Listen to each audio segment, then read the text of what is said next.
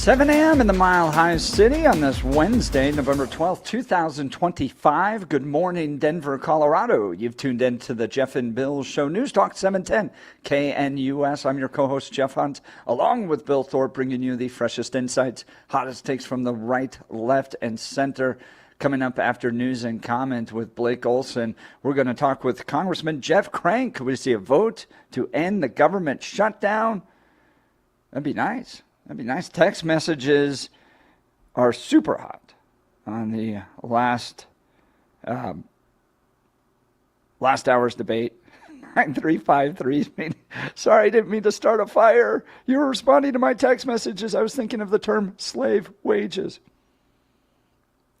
Thanks. Bill, do we have a phone call? I thought we had one. Yeah, we do. We've got Sam from Denver wants to chat with us. Sam. Good morning, Sam. You're on with Jeff and Bill. Hey, good morning, guys. Comment about the, it's kind of the perspective. The last caller said it's good for the people coming here.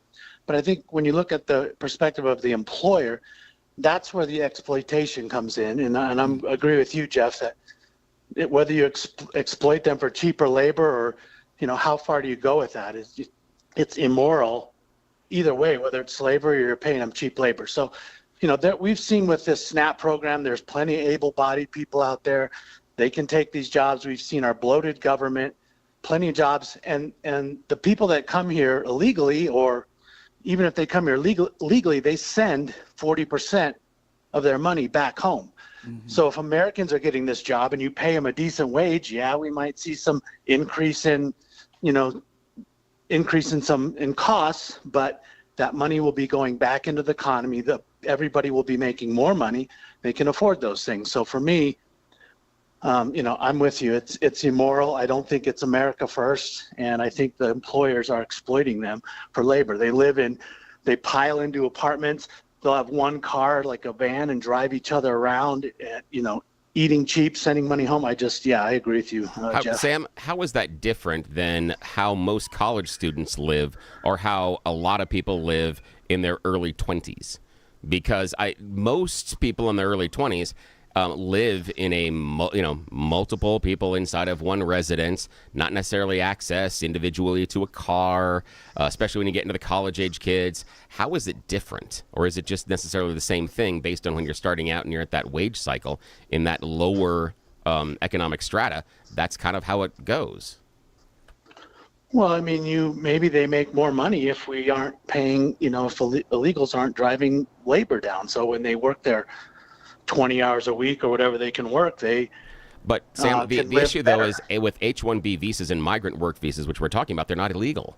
Those aren't illegals when you're talking about it. Yeah, that's fine. Yeah. Either way you look at it, the same argument applies. No, it doesn't, because the visas, but the visas would have to be paid right around or near market wage, minimum wage, etc. Why? Because that's the rules. It's the rules and laws. I don't think that's applying, but Sam, it is. Someone that comes in here on a visa, you're not allowed to pay them lower than what the going local minimum wage is. From my understanding, I could be wrong, but that's my understanding. That's a different argument. Visa, sure, fine, but like I think the other caller was saying, they aren't leaving. So I like your idea. I'm okay with it. I don't think we necessarily have to bring people in from just the South. Let's, diversity. Let's bring in some other people. But either way, they're still going to stay. So if you had a good plan where they could come in and be removed, but we've seen what liberals have done when you try and remove even the most heinous criminals, they're losing their mind. Well, we used to have a program up until and so there's no way these people. But Sam, there used to be a program up until the mid '60s, and we changed it for a variety of reasons, and came back with something that, in my mind, is much less effective and much less of an incentive. Will that work today, Bill? Will that work today? The way when you try and ask them to leave and they don't leave, and then we have to call ICE, and then we have rioting everywhere. we're in a different time. That's not going to work today. They're just not going to leave. I disagree with you, because I think if they were given the opportunity to go back and forth and to leave and then come back in during the next season, you would probably see a lot more of them make that trek. Because remember, these are people. Remember, Sam, hang on a sec. Remember, these are people that are leaving friends, family, and community. How many people do you know that over the course of their life eventually return back home to where they grew up? Or how many go on vacation and go back? What you're looking at is if you spend 7, 9, 10 months here in America, you get to go back home for several months. That is a strong incentive. Isn't the Democrat desire to provide all these services with the hope that they become future voters? Because the system's broken right now. We're incentivizing them right now to leave. I think it's $1,000, right? Nobody's taking it. They don't want to go back there. It's misery. Tell you what, it's crime. Hey, kick it up to $10,000, Sam, and see what happens. Just see what happens. Sam, that's a great point. That's what I'm saying. See what happens. What I'm saying. Why should we have to? If they come here on visas, we got to pay them $10,000 to leave. They're not going to leave. It's not a valid option that you're throwing out there. I like it. I wish it worked before. Sam, it worked before. It worked before. I don't Democrats understand. I don't understand why it wouldn't work now. You Giving can see services it. You to can illegal see like how crazy the libs are acting, trying to remove criminals. Imagine all the sob stories. Sam, hang on a sec. Okay, wait, Sam, hang on. How are you defining criminal? And this is why it's important in this, is because, and I outlined on this show prior to the election, that when the Republican Party and Donald Trump were talking about migrant criminals, most voters were thinking people that are here that are committing crimes actively. When I submitted at the time, Donald Trump and the rest of the GOP were saying just crossing the border was illegal and that made you a criminal. So how are you defining criminals? Guys, we've got to get to Jeff Crank here, too. He's coming up. And okay, we'll leave that for another day, Sam. Yeah, I appreciate it. We'll continue the debate. We've got Congressman Jeff Crank coming up. Sam, great call. Now is time, though, for news and comment with Blake Olson. Blake Olson. Blake Olson, news and comment. Good morning. It is Wednesday, 37 and mostly clear in Denver. Gorgeous sunrise this morning. Expecting a high of 65 today. News sponsored by Pastor Camp Heating and Air Conditioning at 303-777-1234 to learn more about special savings opportunities on Lennox equipment. Our top story, there are still some challenges at DIA and airports across the country due to the shutdown. A vote is expected today on a bill that would end the Schumer shutdown. 2 weeks ago, a bunch of Democrats wanted to end it, but Chuck Schumer demanded that they hold out, and they did. House lawmakers, until a couple days ago. House lawmakers will return to D.C. today after a long recess for a vote on the bill, which would fund the government through January 30th. The Supreme Court is allowing the Trump administration to withhold SNAP food benefits. Last week, Justice Ketanji Brown Jackson issued an administrative stay that temporarily blocked a lower court order requiring the administration to make SNAP payments. Tuesday's ruling extends that stay through Thursday. DJT may have to clarify his position here. Laura Ingraham with a great interview on Fox News. Republicans have to talk about it. And does that mean the H-1B visa thing will not be a big priority for your administration? Because if you want to raise wages for American workers, you can't flood the country with tens of thousands or hundreds of thousands of foreign workers. You also do have to bring in talent. When we have plenty of talented people here. No, you don't. We don't have talented people here? No, you don't have certain talents, and people have to learn. You can't take people off an unemployment line and say, I'm going to put you into a factory where we're going to make missiles, or I'm going to put How did we ever do it before? Well, I'll give you an example. In Georgia. Okay, he's going to have to rethink that one and reword it a little better, because I do not agree with him on that one. And Tucker was correct. He said that Charlie Kirk wanted him to go all in on being critical of the Israeli government. Megyn Kelly actually found a video, and you can hear it on social media and on the video when you watch it. And I'm not going to play it right now, but because it will be difficult to hear. But Charlie telling Tucker to go Max, go max on telling the truth at a recent event. So Tucker did, and Megan talked about it last night, going max and telling the truth about the Israeli government. It's quick. It just happens to be on tape, and it backs up what Tucker said. And so I just think we need to be realistic. Charlie understood what was happening to the conservative movement over Israel. He probably understood it better than any of us because he absolutely loved Israel. And yet he represented and was of young people. He was young. That was his constituency. That's where he spent all of his time. And he knew that even on the right side of the aisle, they had turned and were turning on Israel. And knowing all of that, he told Tucker to go out there and do all the things Tucker did. Go max, he said. Now, why did he do that? Because he knew there was a faction within the conservative movement that needed a voice. They needed somebody to put their thoughts and their complaints and their objections into words in a public setting and not just cede the whole argument to the other side, which has been dominating conservative thought and media forever. She's right. We'll have more on this next hour. Bright colors illuminating the dark skies of Colorado may be seen for a few days this week. The aurora borealis, or northern lights, were witnessed by Coloradans across the state last night, and there's a chance they can be seen again tonight and possibly Thursday night. You can check out forecasts for the northern lights on the NOAA, NOAA Space Weather Prediction Center website, or you can call Billy on his cell phone, and he'll give you all the information. Yes, I will. That's awesome. The Ducks in town last night. NHL action in Lodo against the Avs. McCarr flushed out by Leo Carlson. In the center zone, Nichushkin kicks it out to Nelson.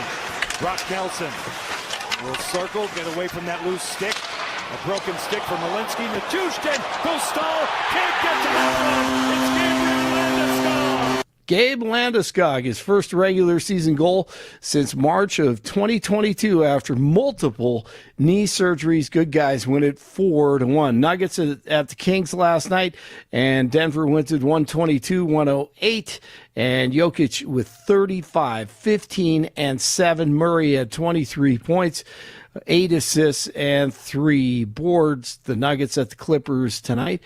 Denver is 8-2, 35 in Parker, 36 in Westminster, 37 in Denver. You are waking up with Jeff and Bill, and I can't wait because it's Mr. Crank and Jeff and Bill coming up next. Blake Olson, News Talk 710 KNUS. Unseasonably warm November weather will take us through Friday. Then we're going to see some changing weather this weekend, especially late in the weekend and into early next week. But until then, mild Pacific air will dominate. We're going to be 60s to near or better than 70 today, tomorrow, and Thursday. Still very mild, well into the 60s Friday. Through Friday, dry, a mix of high clouds and sun. Nights not bad, 30s to lower 40s.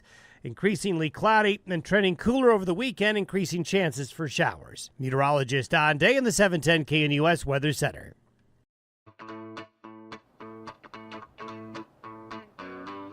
Well, the Democrats have shut down the government for 42 days, 10 hours, 14 minutes, and 35, 36, 37 seconds, according to the White House government shutdown clock. Will we see an end to it? Joining us now, the esteemed congressman from the 5th Congressional District of Colorado, that's Colorado Springs area, Congressman Jeff Crank. Good morning, Congressman. Thank you for taking time to join the Jeff and Bill Show. Morning. Yeah, good morning. How are you guys? Good morning. How are you guys? We might have a little bit of an echo there. Bill, we got that? Working on it behind the scenes. I think they got it fixed. All right. Yeah, tell us, are we going to see a shutdown of the government today? Or an end to the shutdown? Well, I think we are going to see an end to the shutdown.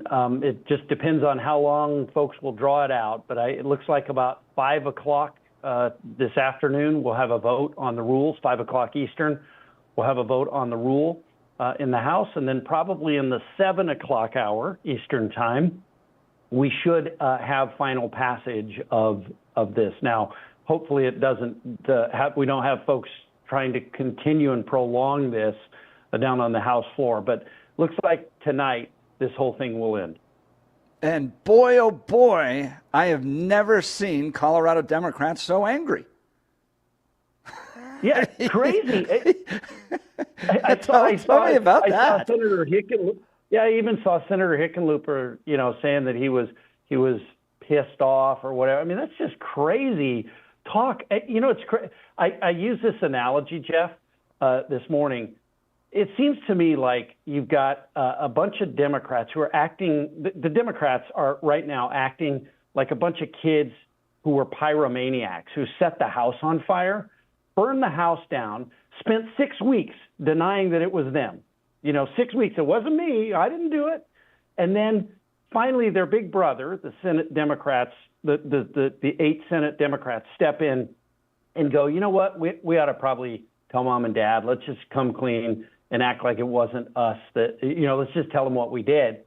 And now they're like, oh yeah, well, we burned the house down and we wish it was still burning. I mean, that's essentially what is happening here with the shutdown. It's just crazy. They're acting like children and don't seem to care. I walked into the Capitol this morning. I saw a couple of the Capitol police officers, and I said, hey, we're going to get you paid this week. It's going to happen. And, they just smiled and they were excited. But look, I mean, how can you say you care about people and you're doing this for them, but at the same time, you're okay with people like this, who are Capitol police officers or ICE agents, these air traffic controllers and TSA agents who have been working all this time without a paycheck. Come on, this is silly. So let's end it. That's Congressman Jeff Crank. He represents Colorado Springs in Washington, D.C. Congressman, do you think the Democrats caved? Of course they caved. Yes, of course they caved. They did cave. But here's the problem. They went into this without knowing what the end game was going to look like. I mean, essentially, I think that's where they made the mistake. They, you had Chuck Schumer, who had Alexandria Ocasio-Cortez and that wing of the party nipping on his heels. They were upset that he didn't fight last time we had a continuing resolution. And so he felt like he had to do it this time. So he did, but they didn't really know what the end game looked like. And I will give kudos to Speaker Johnson for every single day continuing to message that we did our jobs, the House did our jobs, we passed a clean CR. And here's the reality, I've said this the entire time. We couldn't give in as House Republicans on this because if somebody takes a hostage and you give in and you give them concessions in that, it only leads to more hostage taking. And if we would have said, hey, you know what, you're right, we'll give you something. It's a clean CR. We're going to give you something on a clean CR. Every single time a clean CR came up, a clean continuing resolution, they'd want something else. And it would have led to more government shutdowns and more disasters for the American people. That's interesting. Congressman Jeff Crank, representing Congressional District 5. Congressman, let's talk Obamacare subsidies. That'll be the next big vote on that. How are you going to vote with regards to providing additional Obamacare subsidies? Yeah, well, I'm not going to support the current subsidies as they are. This is, and people should understand, I'm sure your audience is sophisticated enough they understand this, but a lot of people don't. There's two different subsidies. There's the standard subsidy that continues on. That hasn't changed. That's unchanged. But this enhanced premium subsidy is for people who are above the poverty level. And in fact, for a family of four, it's $128,000 a year. So we're talking about health care with the enhanced premium tax credit expiring, we're talking about health care for a family of four that makes $128,000 or more, that this tax premium credit is expiring for them. So, we've got to work on health care. There's no doubt we've got to work on health care, but I would argue this, and I don't even think you even have to argue it. The reality is, we're living under the broken system that they want to continue to prop up. The reason healthcare costs are rising isn't because of an enhanced premium tax credit is expiring. It's because the system, the Obamacare exchange itself, is a broken system. We were told that it was going to make it better and that we were all going to get to pay less for health care. That didn't happen. It's a broken system that needs to be fixed, and Republicans ought to, and we need to make sure that we address this, but we need to do it in a way that doesn't just keep propping up a broken system. That's Congressman Jeff Crank. Congressman, what's your take on last Tuesday's election results in Colorado? Well, Colorado is a mixed bag. In my district, we had some school board races that turned out pretty well. We had what I would consider the conservative candidates that won in most of those school board races. But there, in other places, that wasn't the case. Certainly Douglas County and several others, that wasn't the case. Look, I don't know what you make about an off-year election. Here's what I'd say. I think, one, people on the left right now are pretty energized. It's this anti-Trump feeling. There's no doubt about that. So Republicans or conservatives must show up. If they don't, then any gains that have been made will be wiped away. But at the same time, so there's all of that going on, but we can't read too much into it. But at the same time, we can't ignore it. I think, I ran for Congress. The president ran for president on the idea of making people's lives better. And so we've really got to focus on that, laser focus on that, as difficult sometimes as it is, given what, it's hard when you got Democrats, frankly, fighting and taking billions of dollars out of the economy by closing the federal government down. But we've really got to focus on making health care more affordable, groceries more affordable. I think, if we look at what's happened with the price of gas and energy, it has gone down and it's going to continue to fall. But we got to make sure that people's lives are better and they're feeling that. And if they do, I have no worries. As Congressman Jeff Crank, he represents Colorado Springs in Washington, D.C. Congressman, I saw a headline come from the Gazette, and this one got to me. As you can see, I'm wearing NFR, got my cowboy hat. I'm speaking in rifle today, but Pro Rodeo Hall of Fame, PRCA in Colorado Springs, considers move amid string of losses for the city. And I saw from Common Sense Institute that Colorado Springs is, while all other major cities, crime's going down, crime's gone up. From my opinion, it seems like Yemi's a disaster for Colorado Springs. What's your thoughts on him? Does he need to go? Well, obviously the mayoral election in Colorado Springs is still a year and a half away. It won't be till the 27. 27. So we'll see what happens. I think there's a lot of challenges there for sure. I was very disappointed to see that article that the Pro Rodeo Hall of Fame is being wooed to Cheyenne. Cheyenne's a great city. I love our friends in Wyoming, but we'll do everything we can to keep the Pro Rodeo Hall of Fame in Colorado Springs, where it belongs. We'll see.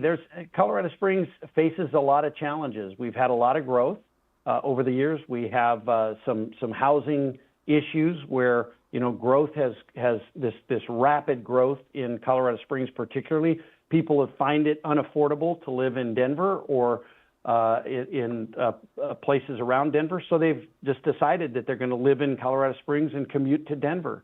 And so we have housing crunch, affordability issues, things like that. There's a lot to deal with. We'll see. I think the mayor certainly faces some real challenges.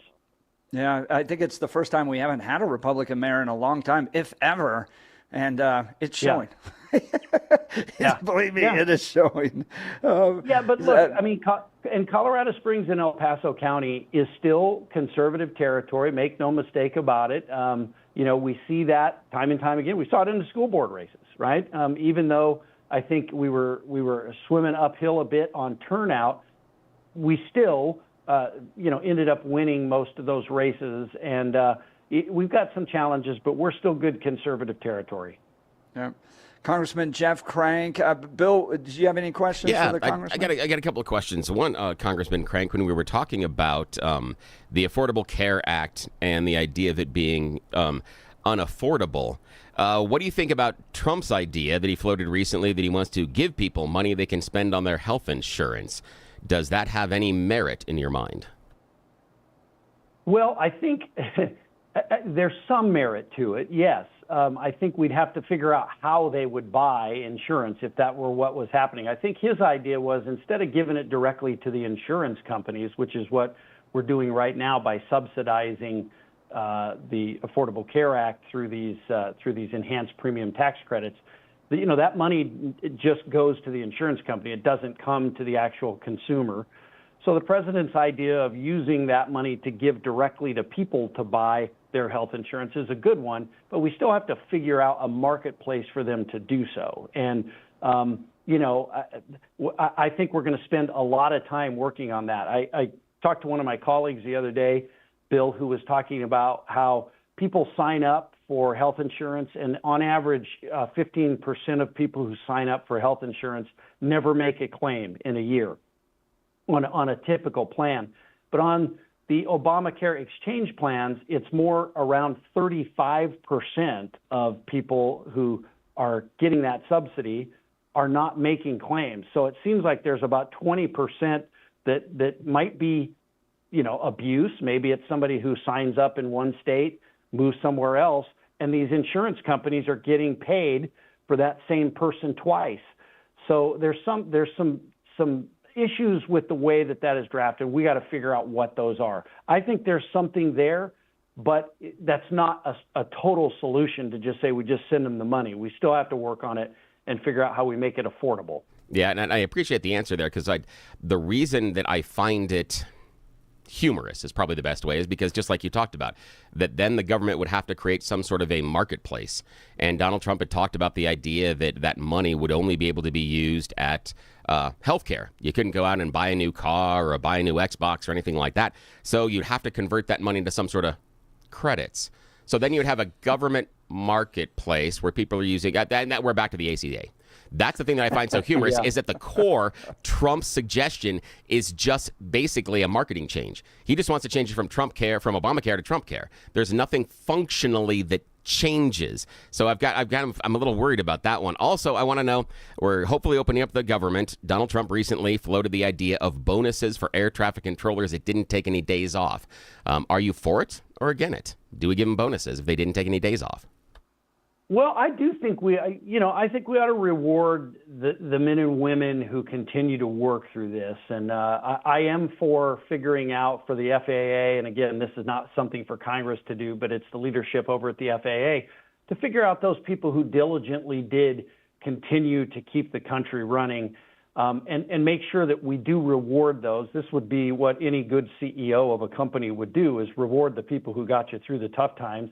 And then the people who took advantage of it and said, oh, okay, I'm not getting paid, I guess I'll just go take vacation and maybe caused a problem. Those are the people you don't want around. But I will say this, we have a very difficult time and have had for many years of having enough air traffic controllers. It's a real problem. I know that the Trump administration has put some emphasis on trying to make sure that we incentivize keeping good people here at the FAA as air traffic controllers. So, I'm open to the idea. I don't think it's something that Congress ought to decide that we're going to give a $10,000 bonus or something. But I do think that we ought to look at ways to keep those good people who did serve us well through this shutdown and make sure that we're rewarding them for good behavior. Fair enough answer, Congressman Crank. Now, I want to follow up on that. Two things. One, why only air traffic controllers? There were other people that showed up and did their job during this shutdown that didn't get paid as well. Why are we only going to reward the air traffic controllers? And then two, does this sort of a bonus system actually end up punishing those federal workers that could not afford to work for free? And I'm saying maybe there's an air traffic controller out there that still has a huge either medical debt or student loan, something else, and they can't afford to not draw a paycheck because they're going to be late on their rent. Right now, we have the highest percentage in several decades of Americans being 90 days late on their credit card payments. If we have someone that's an air traffic controller in that situation, they can't afford to work for weeks, over a month for free. They got bills to pay, and they may lose where they live. Is this bonus system just going to punish those that are on the lower end of the economic spectrum that couldn't afford to give up their work for free? Yeah. Well, I'll facetiously say this, Bill, and then I'll answer your question for real. Maybe we should take the salaries of the members of Congress that all voted for the shutdown. I vote yes. And then take I don't even care if I finish it. I'm just voting yes. That's my facetious answer. I love that. It's very frustrating. It's very frustrating for me, Bill, because I gave my salary. I didn't take my salary during the shutdown. Nicely done. And I had some other members of the Colorado delegation who said, "Oh, well, I can't afford to do that," but yet they voted to shut the government down. So you had all kinds of people. There's lots of people who couldn't afford to go through the shutdown without a paycheck, but they chose to disregard them. As long as they got theirs, it didn't matter. But look, I see what you're saying. I totally understand what you're saying, but I do think this could have been avoided if we wouldn't have shut the government down. And I think we ought to take that away, first of all, as a tool. I am for, there's been several pieces of legislation, I think the Republicans ought to do this, that we aren't in this position in January again by working with the Democrats in the Senate who voted to get us out of this mess, to keep us from getting in it again. That's the best way to avoid something like that. But I understand what you're saying. I do just think that to those who show up and who work, and, there's those TSA agents who worked hard. I know it's been difficult for them. I've talked to them as I go through the line at DIA or other airports. I know it's been a difficult thing for them. We should reward as many as we can. Obviously, we can't reward everybody with it. Air traffic controllers, I think it's a special case because we just have so few of them. We need more of them, and we really have to work on retaining them. It's a very special skill set that they have that neither you or I, Bill, would be qualified to do. Yeah, I'm definitely not qualified for that one. I appreciate that, Congressman Craig. Now, I know you've been more than generous with your time. I got one more possible suggestion. Not a question, but I'm just saying. If you guys are in the back rooms in the GOP caucuses and you're talking about fixing the healthcare system, especially Obamacare. Now, I'm going to give you what I think is the best piece of advice to fix it as quickly as possible, but with the understanding that nobody else in your caucus is going to go along with this. So take this bit of information and be very careful who you share it with, because you may become ostracized. Because I am convinced that the quickest way to fix the ACA or whatever we want to come after it is to mandate every member of Congress, every member of the White House and their staffs have to get insurance through that program. You do it that way, pretty sure it's going to be fixed. But again, you say that in a meeting behind closed doors, you're not getting invited out for lunch or drinks or anything anymore. Just going to warn you. Well, it's funny. It's funny, Bill, that you say that, because I am on the Obamacare exchange. Members of Congress, and here's what's worse, right? We are on the Obamacare exchange because that's what, when it got passed, members of Congress, and I wasn't in Congress at the time, they said, hey, if we're going to put this on the American people, we need to be under it. So we're not under the Federal Employee Health Benefits Plan. All of our staff is, but we're actually on Obamacare. My premium this last year was $1,200 a month for health insurance for me and my wife. It's terrible. We are part of that. And here's the other part. We do not get the enhanced premium tax credit. So all of the folks who get that, members of Congress were exempted from getting that enhanced premium tax credit. So our premium is actually, believe it or not, it's not as good as what people think. In fact, we have as bad a health care as anyone else would being on that health care exchange. And we got to fix it. And not just because members of Congress are on it, but because the American people are on it. We need to do better.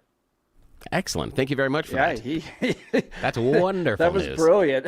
Jeff Craig, Congressman, Congressional District 5, Colorado Springs. Thank you so much for your time today. Yes, thank you, and sir. I'm so sorry the Democrats are so sad that government employees are getting their paychecks again. Yeah, exactly. Well, thank you, guys. I appreciate it. It's a good day. Look, it's a good day for America. It's a good day for all of those people that have been working hard for us. And again, that's right. I mean, you really do feel for folks. Again, these Capitol police officers, were high-fiving them this morning. It's been tough on a lot of people, and it was unnecessary. It should never have happened, and we ought to do everything that we can to not have it happen again. Congressman, thank you for your time. Yeah, thank you. Appreciate it. We'd Have a love great day. to hear from you. Give us a call, 303-696-1971, or text us on the Dan Caplis Law text line at 720-819-5115, 720-819-5115. We'll continue. You're listening to The Jeff and Bill Show. This is Denver's Talk Leader, News Talk 710, KNUS.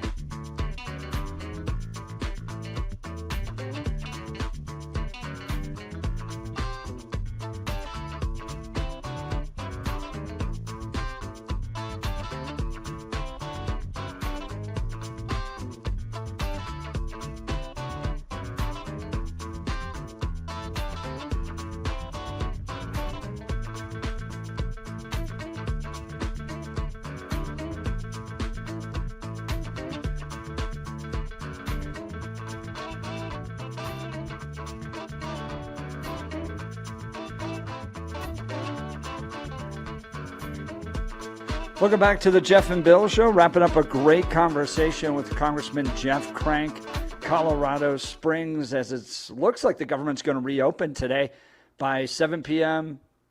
At least we'll have the vote in Congress by 7 p.m. Eastern time today, Wednesday, November 12th. and then it's got to go to the president's desk to be signed. So we could see everything kind of gearing back up. And on a side note, one thing, Jeff Crank is one of my favorite interviews that we get on the show. I love our time with him because he can dance in a different way. I know there's certain conversations we can have in the way that it goes. I so appreciate him and his openness with us. Also, I just want to point out to all fans of Democrats out there that realize that so far what I've seen in this shutdown agreement, in order for it to end, that there is a promise in the Senate to maybe hold a debate and a vote sometime in the future. They didn't even get a secured date for it to happen. And the best part about this, and this is going to tell you exactly how badly the Democrats got hosed on this one. And again, they did it to themselves. There's no promise of anything having to happen following that in the House. So even if they have any sort of a debate and a vote and something comes out of the Senate, Mike Johnson doesn't have to touch it in the House. And so the idea that they got anything out of this is just... the Obamacare subsidies are going to have to be a vote. I think there's going to be so many bills brought or so much pressure. I was talking to Channel 7 about this yesterday, and, they were asking, well, how do you think Republicans are going to vote on Obamacare? Extra subsidies, and Crank's exactly right. The add-on up to 400% of the poverty line took place under the Biden administration, 2001, following COVID, and I don't think you're going to get Republicans that support it, but I do think that the pressure is going to be big enough to bring this vote. But I was also really intrigued by the Democrat response in Colorado, which proves to me how blue we are, how socialist we have become. Because the only fear that a Democrat elected politician in Colorado has right now is from a primary on the left. They don't need to worry about moderates. They don't need to worry about Republicans. They only need to worry about socialists that come out and primary them for not being angry enough that we didn't get the enhanced Obamacare subsidies. So... Yeah, I agree with you. What do you think about their response, Bill? I'm a little... I don't like the response necessarily of the Democrats. I think they are missing some opportunities to make the point in a better manner. And here's the example, okay? I understand the idea of healthcare subsidies for individuals that are making 400% over the poverty level. But the better conversation for the Democrats is why are those families and those individuals looking for health care on the Obamacare exchange? What's the reason? I mean, you don't have those people making 400% above the poverty line. Those are people that aren't working, I would submit, 32 hours a week. Those aren't people that have probably 3 part-time jobs. Those are people that have some sort of gainful employment. And my suspicion possibly is people that are self-employed, business owners, things like that. Maybe where you're going to see some of those. Yeah, retirees. Wall Street Journal got into this. They're retirees at like 50. And that's the thing. And the other part is right now in Denver, in the Denver metro, you need to have an average family household income of somewhere around $120,000 to $130,000 a year to afford a house. And so when we're talking about that being the moderate level of what you need to make in order to afford a house, then it's not necessarily that outside of the norm to think that someone in that situation might need some help getting a subsidy for their health care because of where we have, cost of living here. Now, is that the same in Arkansas, Mississippi, Louisiana, Maine, Massachusetts? I don't know, and I don't think so. I think it's possibly less there. But I think that's part of the argument is that's where I think that the Democrats should have gone on this one, is the idea of who's going to be on the subsidies, why they're there, and who this actually helps out. Because a lot of us understand that you're tied to your health care based on your employer. And the number of people in the Jeff and Bill audience have had that fear of when they've had a job separation for whatever reason about first, oh my God, Cobra, and it gets crazy. Oh yeah. How do you do it? And that fear is real and palpable. Yeah, you're exactly right. Stop relying on untransparent systems and government intervention. All right, let's get to Chris. I think we have him on the line. We do. He's been very patient. Good morning, Chris. You're on with Jeff and Bill. Yeah, good morning. Good morning, guys. I just wanted to put something out there. in regards to the premium tax credits that maybe people aren't thinking about, and it's one of the biggest problems. And it's insurers know that the government, who's subsidizing the premiums, so they can raise prices without losing customers. And this effectively, in my mind, is a scam. It's milking the taxpayers and the federal government. And I think that's the dark side of capitalism, right? I mean, I'm all for the free market and things of that nature, but not when it comes to things like this. I mean, we have to get people covered, and it's obviously very nuanced, but I don't think it's that nuanced when, private entities are scamming the government and the taxpayer like this. Secondly, I wanted to touch on what Jeff was speaking on earlier, and the gentleman who called in from Denver about the illegals. Look, I've worked construction out here since I arrived in 2019. I'm going to tell you right now, companies like, well, maybe I won't state their names, but very well-known companies, construction companies in Colorado,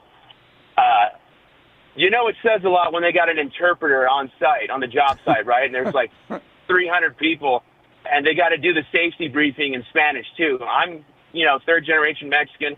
My grandfather came here illegally. I'm all for it, as long as they're here to do good. I don't think they're indentured servants because, they have this opportunity that we have, taxes, right? They get an I-10. You go down federal, you can buy a car with an I-10. What is an I-10? It's a identification number for those who can't get a Social Security number. So it's almost like designed obsolescence. Like this whole thing is designed not to progress, but I hate to say it, but the people with money love illegals because the people with money don't have to pay them fairly, and they don't have to offer benefits and things of that nature. But it's a double-edged sword, right? I mean, where would we be without them, right? I don't know. It'd be less taco stands. I don't know. But I just think it's funny that people, well, send them back. They're driving the labor market down. Yeah, Texas knows all about that. You make about $15 an hour down there doing the same job you do up here. But I think it's by design. And just real quick about the government shutdown, the gentleman from Louisiana, Mr. John Kennedy, I think his name is, along with Rand Paul, suggested that maybe Congress shouldn't get paid anytime that they vote to shut the government down. I agree with that. And they entirely. They didn't take salaries. But I don't think they'll ever fall for that because then they'd be, they won't be eating in Georgetown, right? An overpriced sandwich at Dog Tag Bakery or what have you. So, Chris, you got a lot of wisdom. Yeah, Chris, you got a lot of wisdom. Yeah, I second that what Jeff is saying. And remember, Chris, that that the number of times they actually show up to Congress to do necessarily the jobs is minimal as it sits. So the idea that they're there, pulling the 40 hours a week, no. And I understand they go off and do constituent meetings and meet with lobbyists, but I don't want to pay them to go and meet with lobbyists. I think that's part of your job. How about we get back to the days of the Jack Abramoff fly around, go to visit Caribbean islands. Those were always fun. Oh, those were great. Yeah, we'll that continue. Was fantastic. Things were much better then. Yeah, sure. Right. Let's go. We'll get to Barney next. You're listening to the Jeff and Bill Show. This is Denver's Talk Leader News Talk 710 KNUS.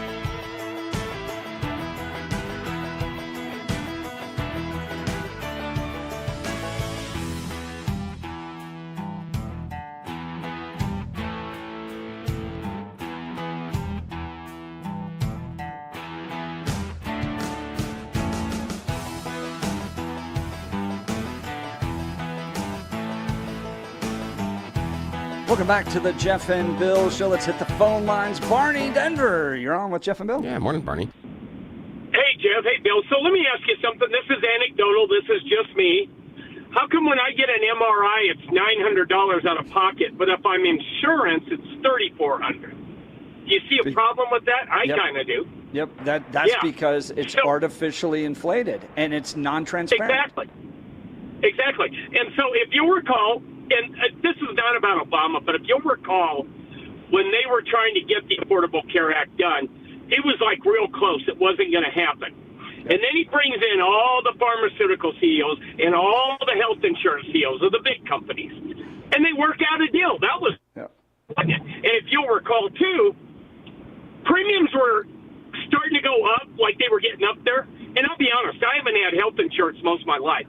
I wouldn't get to pay $300, $500, $1,000 a month for something I didn't feel like I need. I kind of need it now, so now all I've got to do is hope that I make it to Medicare. If I make it to Medicare, I'm going to be golden. And I've been a pretty healthy person, but I don't hold it against somebody.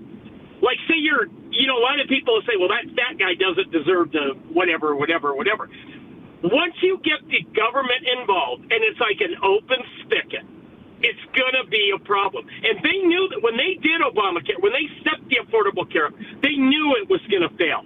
They just figured, well, we'll go this, then it'll get really bad, and then everybody will love single payer. And if you look at the health care the way it's set up now, doctors love it. They love it because they're going to get their big fat check. The insurance companies love it.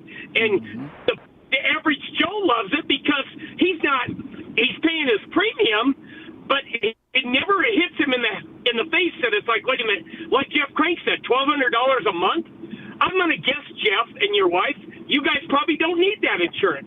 So what's that, $14,000 a year for something that you really don't need? And yes, there's that catastrophic time, maybe when you do need it, but I don't know. It's been a racket since day one, and if you walk into the doctor's office and you're not paying out of pocket, you don't give a damn how much it costs, and that's a lot of the problem. You don't care, and when it comes to kids, no problem. You throw everything at it. You save that kid. You save that 40-year-old dad that's got 3 kids. I've got no problem with that, but I do have a problem with Mickey Mantle getting a liver transplant when he drinks his rear end off his entire life.